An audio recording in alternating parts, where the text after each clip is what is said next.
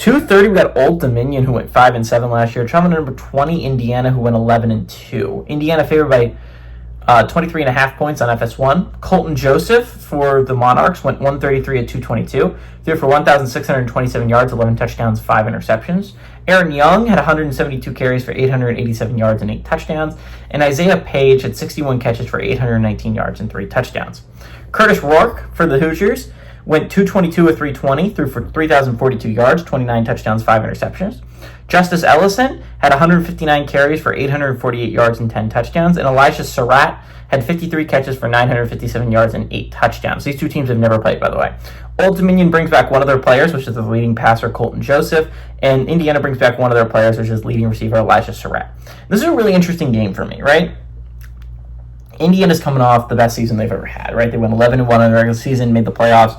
Let's ignore the fact they got their asses kicked by Notre Dame, but still, phenomenal season for Indiana. Don't think you could have asked for much more if you're Indiana. Obviously, you would have liked to go on a little bit of a playoff run, or at least made it more competitive. But I think if you told any Indiana fan at the start of the season you would go 11-1 and make the college football playoffs, I think literally all of them would have taken that, even if they know they got their asses kicked by Notre Dame. Old Dominion was weird. They went 5-7 last year, right? But this was not a normal 5-7, right? They were so close in so many of their games, and I know so close in so many of their games, but this was an Old Dominion team that went toe-to-toe with South Carolina at the beginning of the year, right? We thought South Carolina was going to be awful because of how close they played Old Dominion. Turns out they were awesome, and Old Dominion went toe-to-toe with that team. Again, 6 of their 7 losses last year came by 1 possession. The only time they got handily beaten was against Virginia Tech last year, right?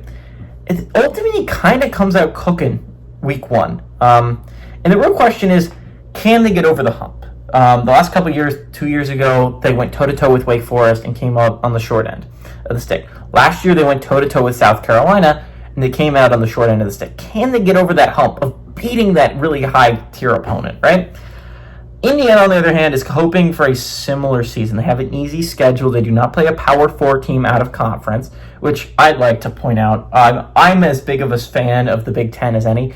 You gotta play Power Conference opponents out of conference, dude. You cannot be scheduling these cupcakes, and I'll whine and bitch about it when I'm talking about Penn State a little bit later. But I'm gonna talk about it with Indiana. You've got to play Power Conference opponents. It is boring when you don't. And all my complaints about the SEC are going away because they're moving to a nine-game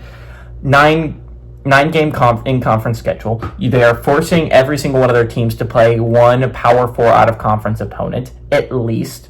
And that's going to be hard for teams like Florida and South Carolina when they have those direct rivals out of conference, right? Clemson and Florida State, you're going to be hard-pressed to find people who are going to want to schedule 2 Power Conference opponents when you want to play 11 Power Conference opponents. I think that's going to be a hard sell for most teams, but Big Ten's got to fix that. They have to. Indiana cannot keep having these schedules. They can't keep getting away with it.